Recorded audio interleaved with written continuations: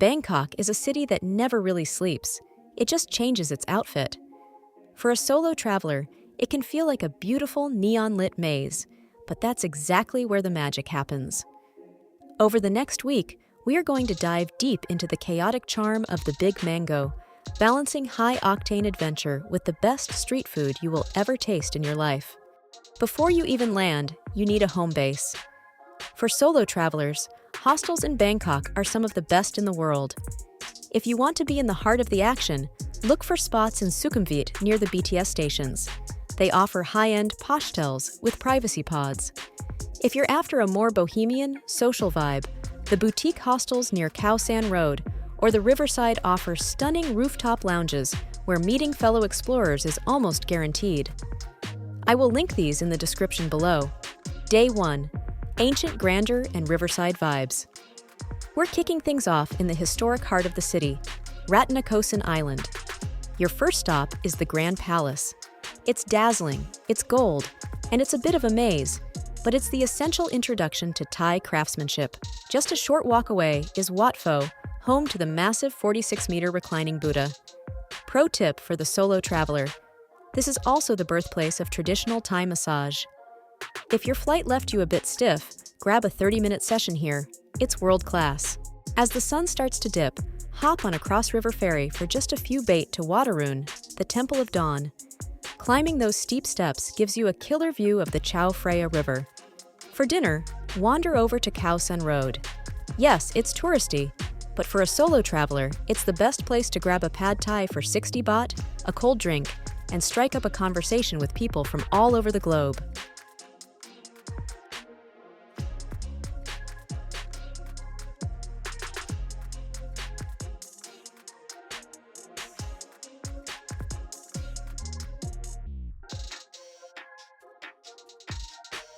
Day 2.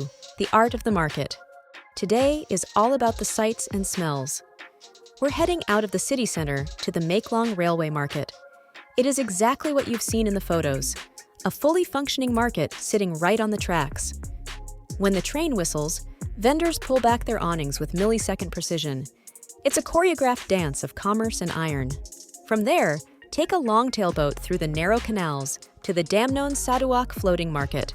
While it's popular, there is nothing like buying a bowl of steaming boat noodles or fresh mango sticky rice directly from a wooden boat.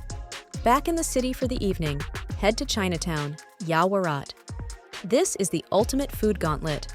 Look for the stalls with the longest lines, specifically the ones serving guai jab, a peppery rolled noodle soup that will change your life.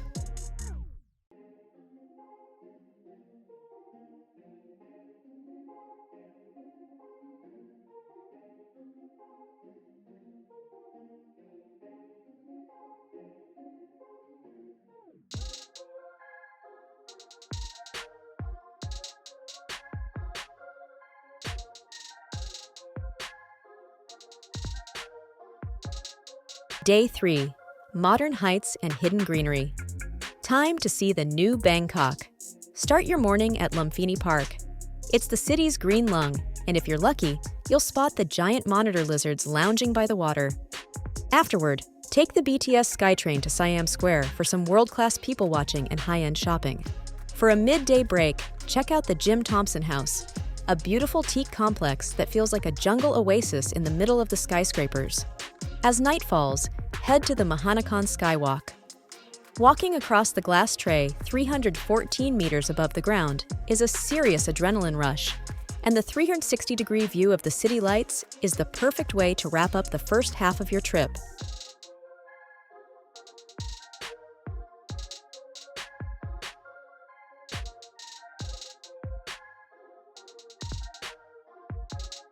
Before we get into the more adventurous side of the week, I've put together a little something to make your planning even easier. Check the description below for everything you'll need for the perfect trip, including my top-rated hostel recommendations and links to other activities mentioned in this video.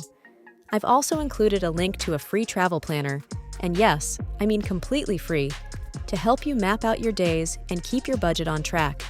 It's all down there waiting for you. Day 4. The Green Lung Adventure. Think Bangkok is just concrete?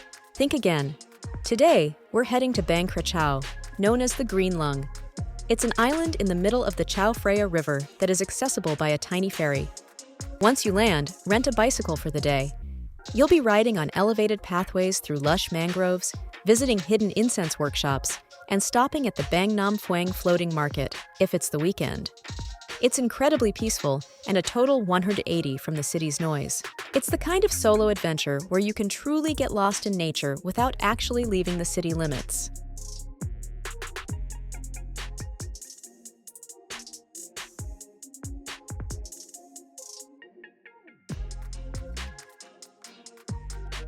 Day 5.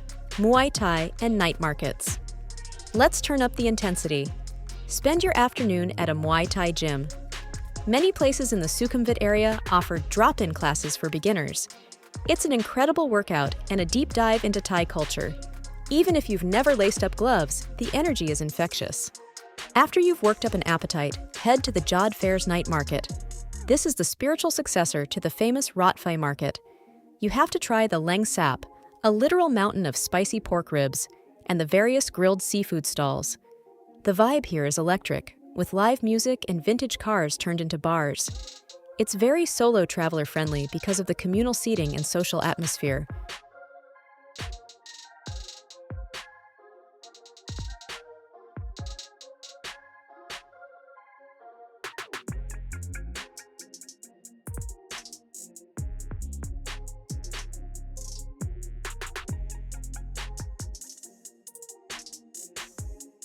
Day 6.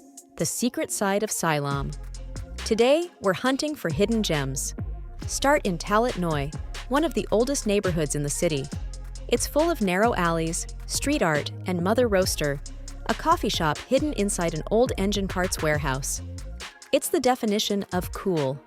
For lunch, head to the Silom area. While it's the financial district by day, the side streets are a gold mine for food. Look for Jock Prince, a Michelin-recognized congee stall tucked in a narrow alley. In the evening, treat yourself to a hidden bar experience. Bangkok has a booming speakeasy scene. Places like Find the Locker Room or Havana Social require a bit of detective work to find the entrance, but the cocktails are world-class.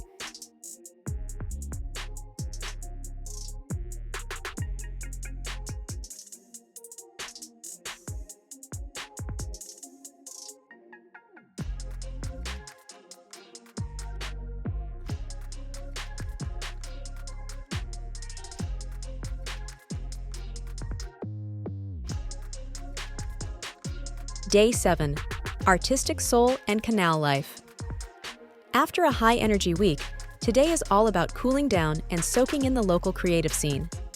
We're heading to Bon Silapin, also known as the Artist House. Tucked away in the quiet Klong Bang Luang neighborhood, this is a 200-year-old wooden house sitting right on a canal. It's a peaceful community where you can sit by the water with a cold iced coffee, watch the boats go by, or participate in a bead-making workshop. If you time it right, there's often a traditional Thai puppet show performed for free on the small wooden stage. Since it's your final day, skip the crowded malls and wander through the nearby local canal side market. It's much more laid back than the central markets, allowing you to sample local sweets like kanam krok, coconut pancakes, without the elbow-to-elbow crowds.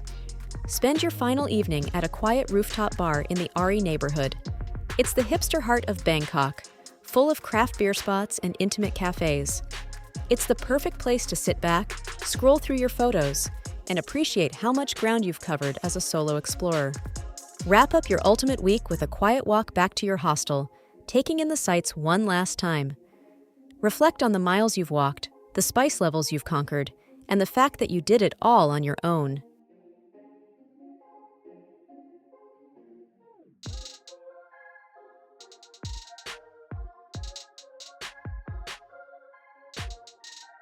Bangkok is a city that gives back exactly what you put into it. If you approach it with an open mind and a hungry stomach, it will be one of the best weeks of your life. If you found this itinerary helpful, don't forget to like this video and share it with your fellow travelers. Make sure to subscribe and hit the bell to get notified every time I release a new video. Safe travels, and I'll see you in the next one.